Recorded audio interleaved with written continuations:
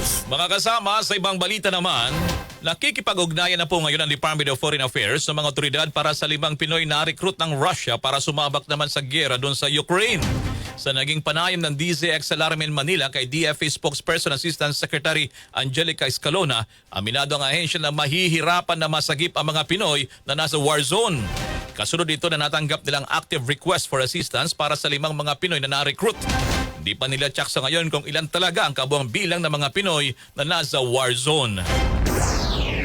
In terms of assistance po, we are already coordinating with authorities of both sides at maging sa Red Cross. However, this is a complicated process. The Filipino fighters are in war zones. Hindi po partido ang Pilipinas sa conflict na ito. So any release or repatriation of a prisoner of war is subject to agreement between the parties to the conflict. Maging yung access to the prisoner of war po, this is governed by international law and the policies of the detaining state.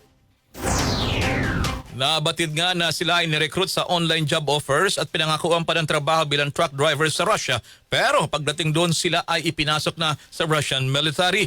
Tiniyak pa ni Escalona na gumagawa na rin hakbang ang ahensya para matulungan at agad masagip ang mga Pinoy. When we look at this from the recruitment aspect, ang usual po na nangyayari is the online job offers or yung informal networks. So kasalukuyang iniimbestigahan po itong mga ito, yung mga information na nakuha natin sa mga pamilya.